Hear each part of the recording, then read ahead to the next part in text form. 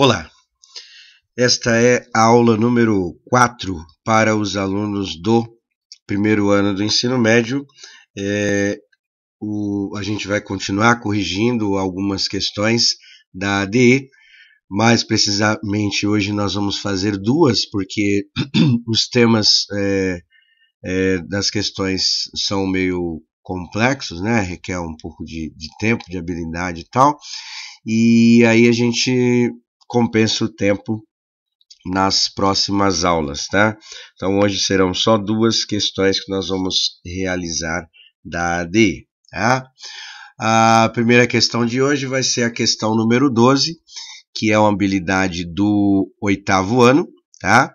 Que diz o seguinte: resolver e elaborar situações, problemas que possam ser representadas por sistemas de equações, né? Sistema de equações do primeiro grau com duas incógnitas e interpretá-los utilizando inclusive o plano cartesiano como recurso. Bom, essa é a habilidade, mas na verdade a gente só vai solucionar o sistema de equações, tá? E poderia ser feito usando o plano cartesiano. O plano cartesiano é os gráficos, né? Que a gente tem o eixo de coordenada de x e y, só para lembrar aqui, né? É isso que nós chamamos de plano cartesiano. E a gente poderia representar também o sistema, mas nesse caso aqui a gente só vai solucionar o sistema, tá? Não vamos representar no plano cartesiano.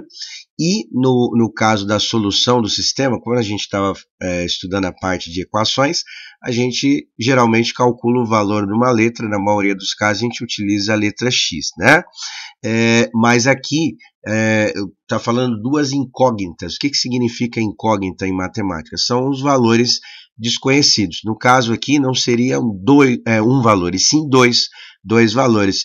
Geralmente nós usamos x e y, né? Sequência do alfabeto, primeiro x, depois o y, tá? Mas poderia ser quaisquer letras, né? Desde que sejam letras diferentes para representar dois números diferentes, tá bom? Então o que eu fiz aqui? Eu peguei um exemplo aqui que dá AP essa questão caiu na AP de 2021 no ensino fundamental, 9º ano, tá? E aí a gente relembrar como resolver. Eu vou fazer por um método só a resolução desse exercício e depois eu faço a correção para vocês lá da questão 12, tá bom? Então vamos lá, ó. Em um parque aquático são vendidos dois tipos de ingresso. Aí tem aqui, ó, um meia entrada e outro inteiro, né? Meia entrada, metade, né? Algumas pessoas têm o direito, né, da lei, né, uma legislação de meia entrada, estudantes, idosos e tal, esse tipo de coisa. Os preços desses tipos de ingressos estão apresentados no quadro seguinte. Então, meia entrada é R$30 e inteiro R$60, certo? Continuando aqui, em um certo dia, esse parque arrecadou R$3.000 apenas com a venda de ingressos. E nesse dia foram vendidos ao todo 80 ingressos, tá? Então perceba que a gente tem duas informações, uma que está relacionada com a quantidade de ingressos, ou seja, 80 ingressos que foram vendidos, e outra relacionada com o preço, ou seja, se a gente calcular o número de ingressos que foi vendido, a renda arrecadada só com ingresso, porque não é a única função, né, do parque, pelo que a gente entende aí pelo texto, é R$3.000.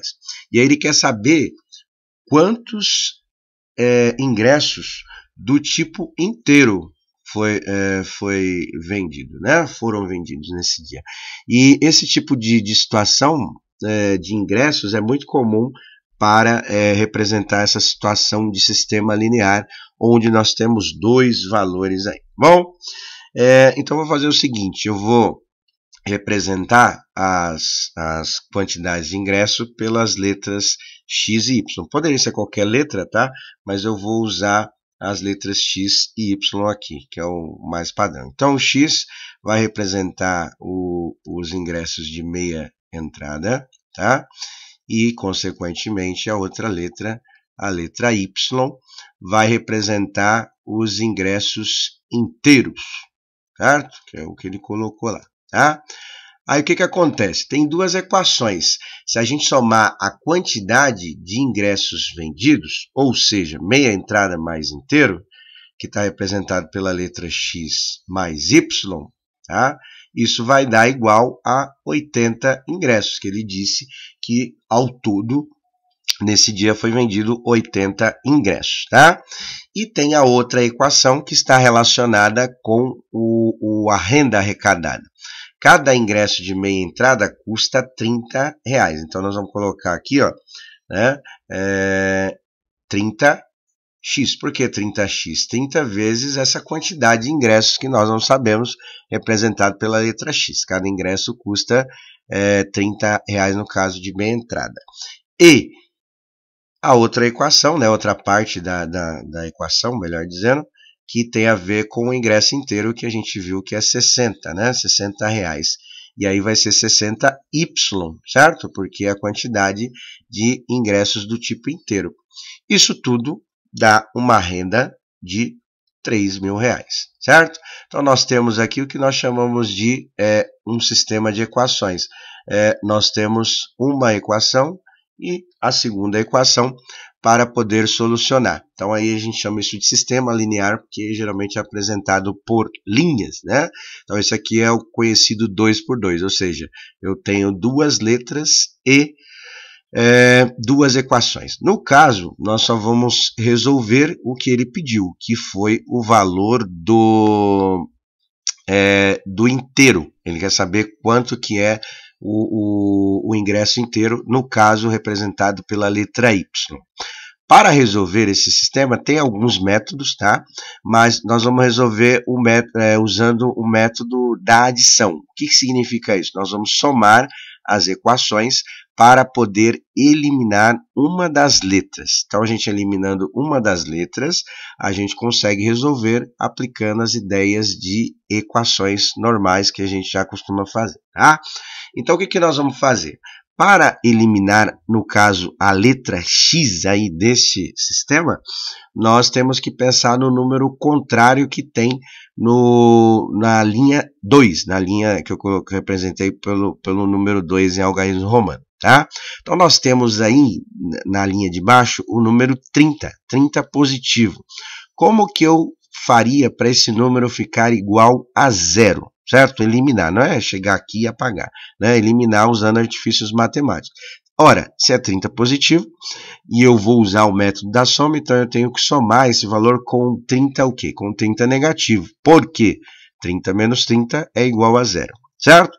Para não alterar a igualdade desse sistema, nós não vamos só alterar o valor do x, ou seja, nós vamos alterar todo o sistema. Então, eu vou multiplicar esta equação inteira por menos 30, porque se eu multiplicar tudo por menos 30, eu não altero a igualdade desta equação, ela continua sendo o mesmo valor, só que todos os valores foram multiplicados por 30, ou seja, a resposta vai dar 30 vezes mais, tá? Então, eu vou reescrever a equação 1, tá? Multiplicando tudo por 30. Então, letra por número, a gente só copia, não é? Então, aqui vai ficar menos 30x, certo? O y é a mesma coisa, né? Menos 30y, tá? E aí, a multiplicação do 80 vezes 30. A gente vai acrescentar 2 zeros, que tem os números aí, né? E só vamos fazer 3 vezes 8, que costuma dar 24. Ou seja, vai ser 24, né? Que é 3 vezes 8, e mais 2 zeros, que é um de cada número aqui, tá? Mas se quiser, pode fazer a multiplicação normal, se achar necessário. Então, multiplicando tudo por 30, negativo, tá? Eu vou ter a mesma igualdade. Aí, o que eu vou fazer? Na linha de baixo, nós vamos copiar a equação, tá? A segunda equação, e fazer a soma, né? Fazer a soma visando com isso fazer o quê? Eliminar a letra X desse sistema, para que a gente possa solucionar usando o método conhecido como método da adição. Vou somar as duas equações aqui. Então, olha lá. Menos 30 mais 30 vai eliminar aqui, né? Vai ficar 0. tá? E aí sobra só o y, que é o que a gente precisa. Então, muita atenção aí com o número negativo, então é menos 30 mais 60. Se eu devo 30, pago 60, sobra quanto? Sobra 30, não é? 30 positivo, então vai ficar 30y, tá? Aqui a letra a gente só carrega mesmo, né? Então, eu devo 2.400 e tenho 3.000 reais. Quanto sobra? Tá? Sobra 600, certo? E aí, como que a gente resolve? Está multiplicando, ao contrário de multiplicar, dividir, igual a gente viu as ideias das equações. Então, o valor desse y vai ser 600, certo? Dividido por 30, tá? Cancelar um zero aqui para ficar mais fácil. E aí eu tenho o seguinte, eu tenho que o valor do y é igual a 60 dividido por 3, que costuma dar 20. Então, nessas condições, no caso aí, os ingressos de meia entrada vai ser o quanto está faltando para chegar no 80, né? Ou seja, 60, e o ingresso do tipo inteiro, que é o que ele pediu, por isso que eu só calculei o y, ele está representado pela letra y aí, né? Que seria 20 ingressos, tá? Bom, então dando sequência, agora nós vamos resolver a questão 12, que é exatamente esse tema de sistema linear, tá? A questão 12 diz o seguinte, da ADE 2022. Paulo e Vitor foram a uma mesma concessionária para renovar a frota de veículos de suas respectivas empresas. Como tiveram as mesmas condições de compra, eles optaram por um mesmo modelo de carro popular e também o mesmo modelo de carro com carroceria. Então aqui, se a gente observar, né, tem duas informações que eu vou representar pelas letras X e Y também, tá? Então eu tenho o carro popular, certo? Que eu vou usar aqui a letra X. E eu tenho o carro com carroceria, que eu vou usar a letra Y para representar aqui, né? Esse Y ficou parecido com o X, mas agora melhorou. Aí o que acontece aqui? Paulo comprou 2 carros populares e 3 carros com carrocerias, certo? Então, ficaria, depois a gente vai escrever, mas já adiantando, 2x mais, né, 3y, e pagando um total de 5.500, tá? Eu vou colocar o número inteiro, menos os zeros representados centavos, que é um número redondo. Vamos colocar o número inteiro aí, tá? Já Vitor pagou 350 mil reais, né, por um carro popular e 2 carros com carrocerias. Então nós temos 2 valores aqui, né, que estão representando os preços dos carros, popular e com carroceria. Ambos conseguiram as mesmas condições para os mesmos modelos de carro. Qual foi o preço em reais, né, do que aqui que ele quer saber, ó, de cada carro com carroceria, tá? E eu usei a letra Y para representar esse valor. Então ele quer saber qual é o valor do Y, tá? Então nós vamos fazer usando a mesma ideia. Então eu vou colocar aqui, ó, X vai ser o carro popular, tá? Vou usar, se você quiser usar outra letra, não tem problema. E Y, que é um valor diferente, a gente supõe que é diferente, vou usar o carro com carroceria, tá? Então vou colocar aqui, certo? Aí eu vou montar o sistema de acordo com o que a gente fez na primeira parte da aula. Então o Paulo comprou 2 carros populares, então vai ficar 2x, certo? Mais 3y, né, que é o valor do carro com carroceria, e pagou 5.500 reais, tá? Essa é a primeira equação. Vou colocar aqui a equação 1, certo? A segunda equação é sobre a compra que Vitor fez. Vitor comprou um carro popular, não vou pôr 1 vezes o x, né? Vou pôr só o x mesmo, tá? Que representa a mesma coisa, tá? E 2 carros com carroceria. Então vai ficar 2y, tá? Igual, ele pagou menos porque comprou menos carros, né? 350 mil. tá? Esta daqui seria a equação 2. Aí o que nós vamos ter que fazer? Nós vamos ter que eliminar o x também, tá?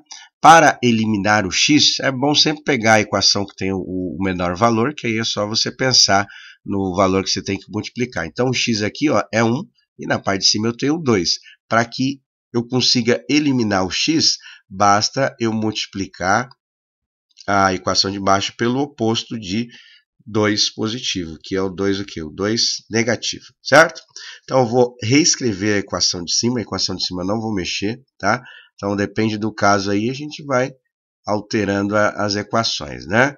Então a equação de cima eu não vou mexer, né? Eu vou manter a mesma coisa. E já a equação de baixo, visando eliminar o x, eu vou alterar, né? Então 2 vezes 1 dá 2, 2 vezes 2 dá 4, né? Então aqui vai ficar menos 4, né? Menos 4y, igual a 2 vezes 3.500, né? Aqui vai dar um número negativo, certo? Que é dívida, né? Vamos pensar assim. E aí o que acontece? 3.500 mais 3.500 dá 700 mil, né? Então aqui ficaria 700 mil. Somando tudo aqui para eliminar, né, a letra x, tá? Então aqui vai dar 0. E aqui eu tenho 3 e devo 4, eu fico devendo 1, tá? Então vou colocar só um y mesmo, né? Estou devendo 1, ou seja, y. Aí vai ser a diferença desses dois. Se eu tenho 550 mil reais e devo 700, quanto que eu vou passar a dever? Ora, vou passar a dever 150 mil, né? 150 mil, certo? Então significa que o valor de menos y é igual a 150 mil. Para encontrar o valor do y, ou seja, o y positivo, que seria o preço lá, basta inverter aqui o y e o número também. Ou seja, se menos y é igual a menos 150 mil, o y, ou seja, o contrário do y, vai ser o contrário do número também. Ou seja, o contrário, o oposto de 150 mil é 150 mil positivo, é 150 mil negativo, certo? Então, o valor do y, ou seja, o preço do carro de carroceria, é igual a 150 mil reais, né? Esse tema é um pouquinho difícil, tá? Mesmo, tem que fazer alguns exercícios, mas terá outros aí que a gente vai fazer ao decorrer do ano ou do ensino médio inteiro, vocês vão retomar esses temas, tá? Bom, continuando aqui então, agora a questão 13, né? A gente só vai fazer esta questão, tá? E aí a gente vai ver se a gente dá uma retomada em alguns temas aí de raiz, tá? De números um pouco maiores do que a gente fez nas aulas anteriores, inclusive nas aulas presenciais, né? A gente fez uma atividade envolvendo raiz, e aí a gente já prepara para os próximos temas, tá? Que, já adiantando para vocês, a próxima questão será Teorema de Pitágoras. Aí precisa saber raiz, né? Calcular raiz. Bom, mas pensando na aula de hoje, na questão 13, é uma habilidade do 6º ano, que diz o seguinte aqui, ó: calcular a probabilidade de um evento aleatório. Probabilidade é sinônimo de quê? É a mesma coisa que a chance de alguma coisa acontecer, bom? E aí o que acontece aqui? Ele diz o seguinte, ó: expressando-a pelo número racional, tá? O que é o número racional? Aqui do lado ele vai falar o que é aqui, ó. Tá vendo?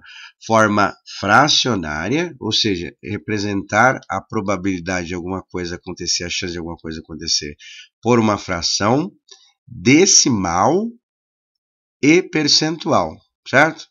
No caso da questão, ela vai pedir só a forma fracionária, que é a primeira parte que geralmente a gente faz. Ou seja, tantas chances num total de chances de alguma coisa acontecer, tá bom? Mas eu vou revisar para vocês como é que faz a parte da probabilidade.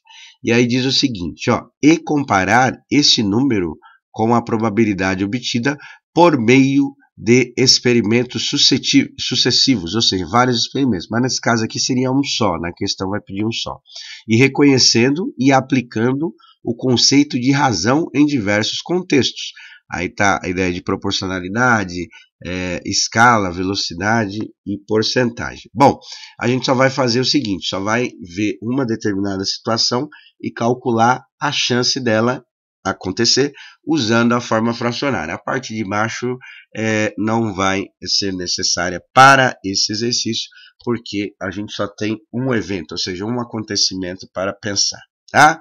Bom, para relembrar a porcentagem, o básico do básico mesmo, né? A probabilidade, perdão, eu coloquei esses exemplos que geralmente a gente começa falando sobre eles, né? Mas o campo da matemática chamado teoria da probabilidade, ele é bem extenso, né? Mas eu vou falar só o básico aqui de como representar na forma fracionária a probabilidade de um determinado evento acontecer. Então, à esquerda eu coloquei uma moeda, tá? Que geralmente quando a gente lança, a gente tem dois resultados possíveis, que pode ser cara ou coroa. Como que eu represento a chance desse evento acontecer? Qualquer um dos dois, cara ou coroa. A gente representa pela fração 1 sobre 2, certo? Por que 1 sobre 2? Qual é a chance de cair cara ou coroa em uma moeda? É uma chance no total de 2. Certo? No caso aqui do dado, esse dado de 6 faces, que é o mais comum, mas só para vocês saberem, tem vários tipos de face, 8, 12, 20, né? Assim vai. Mas esse dado aí é o dado com 6 faces, ou seja, eu tenho de 1 até 6. Esse é o número total de possibilidades. Qual é a chance de qualquer um desses números serem acertados aí e tal, né? Quando eu lançar o dado num experimento aleatório. A chance de acontecer é uma também, tá? Só que no total de quantos resultados possíveis? Como esse dado é de 1 até 6, então qualquer número tem uma chance de 1 a 6 para acontecer. A gente representa na forma fracionária dessa maneira, ou seja, 1/6, uma chance no total de 6, tá bom? Então, bem tranquilo, né? A gente vai analisar os eventos e ver qual é a probabilidade desse evento acontecer. Não é das questões mais difíceis, afinal, é uma habilidade do 6º ano, né? E aí a gente só vai ter que prestar atenção num detalhe aqui que tem, vamos dizer assim, uma pegadinha na questão. Mas vamos lá, questão 13, que é uma questão de probabilidade. Em um lote de 100 notebooks, certo? 24 estão com defeito na tela e 16 com defeito no teclado, tá? Então aí a gente tem uma situação de 100, aí tem 24 e 16 que estão com defeito. Dos notebooks defeituosos desse lote, ou seja, dos 100 lá, né, que ele falou, 6, né, apresentam defeito tanto na tela quanto no teclado. Então significa o quê? Que ele está com 2 defeitos, né? Então, tanto na tela quanto no teclado, como foi o texto especificado aí. Né? Continuando a leitura, ao escolher aleatoriamente, ou seja, pegar um lá ao acaso, um notebook desse lote, qual é a probabilidade, olha aqui, qual é a probabilidade de que ele apresente pelo menos um dos defeitos. Então, ele não quer saber dos dois, ele quer saber de um defeito só. Tá? Então, o que nós vamos ter que fazer? Nós vamos analisar aqui a primeira parte, tá? Que a gente tem os números separadamente e ver o que a gente faz com esse caso aí dos notebooks que tem mais defeitos. Então, a gente tem o seguinte, ó, 24 notebooks que tem defeito na tela, mais 16 notebooks que tem defeito no teclado, certo? E aí esses daqui que tem defeito nos dois, a gente vai ter que tirar eles fora. Eles estão com defeito, mas ele pediu aí para a gente colocar um só, né? Como ele tem 2, então eu vou tirar esse camarada aqui que tem 6, tá? Para a gente contar o número de notebooks que tem pelo menos um. Então 24 mais 16 dá 40. 40 menos 6 é igual a 34. Então significa o quê? Que desses notebooks aí, tá? Descontando que tem defeito nos dois, 34 notebooks têm defeito, tem um defeito, né? Pelo menos um, tá? E aí o que acontece aqui? Se a gente representar isso na forma de probabilidade, igual a gente viu, qual que é a fração que representa isso, que repara que as alternativas todas estão em fração. A fração que representa isso é a fração 34, que é o número de notebooks que tem pelo menos um, ou seja, um defeito, sobre 100, porque 100 o total. Repara que todas têm 100, né? Bom, então é isso, tá? Seria a alternativa B, a alternativa correta para essa questão, tá bom? Então revisamos 2 temas aí do ensino fundamental, e já para aproveitar o tempinho que restou aí, nós vamos dar uma aprofundada na parte do cálculo de raiz, obviamente sem calculadora, tá? Porque com calculadora é muito fácil, muito tranquilo de fazer, mas como o próximo tema será o que a gente conhece como Teorema de Pitágoras, e para resolver o Teorema de Pitágoras a gente precisa se apropriar da ideia das raízes, o cálculo de raiz, mais especificadamente a raiz quadrada, que nós vamos fazer, que é que tem mais aplicação aos contextos da matemática, práticos, vamos dizer assim, né?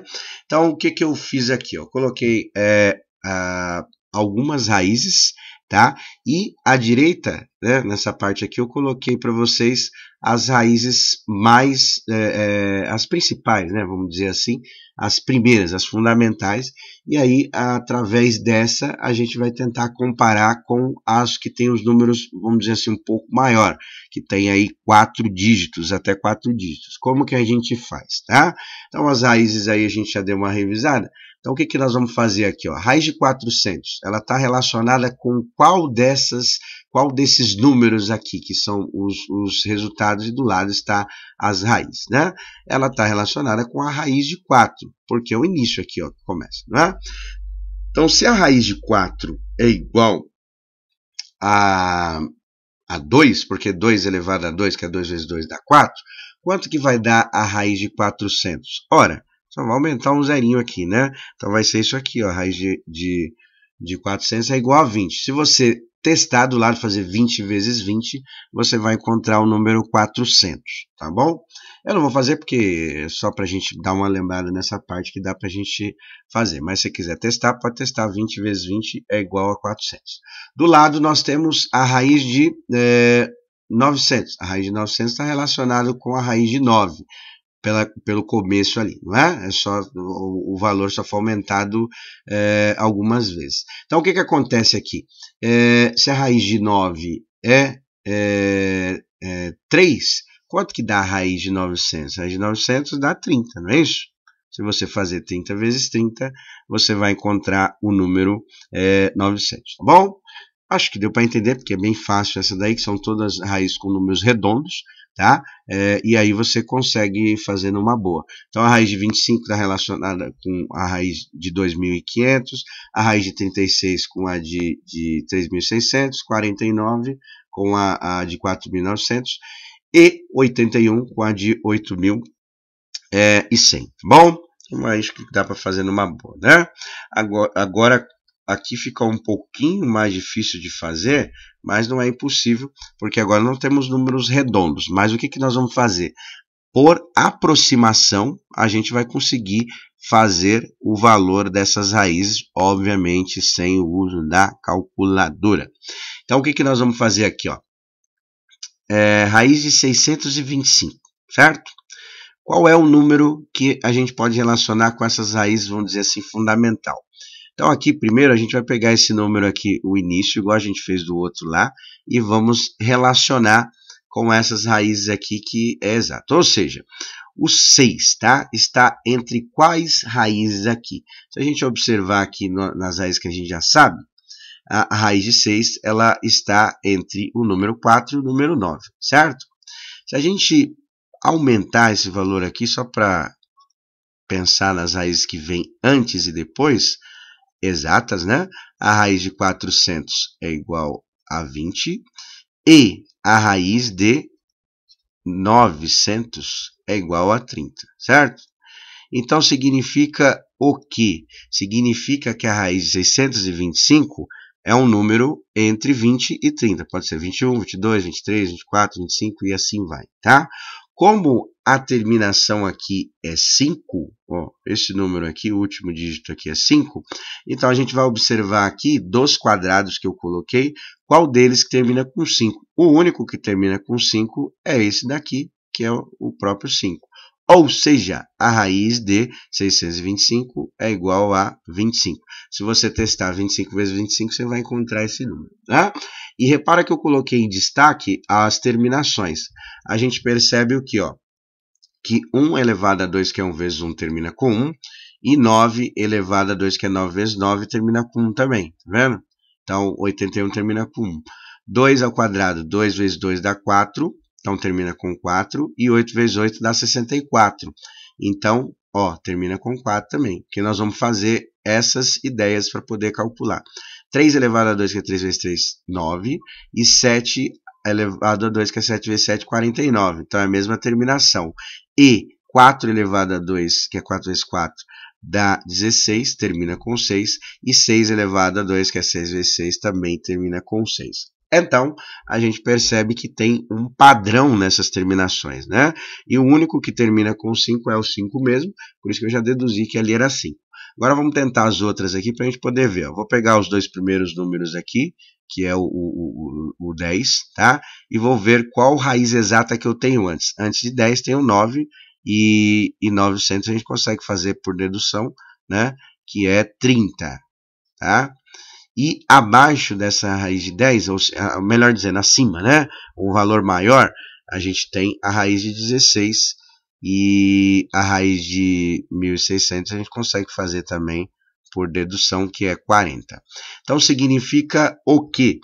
Pela terminação desse número aqui, a gente já consegue observar quais os valores que são próximos. Por quê? A raiz de 1024 é um número entre 30 e 40, pela que a gente fez aqui. E pela terminação pode ser o número 30 e que?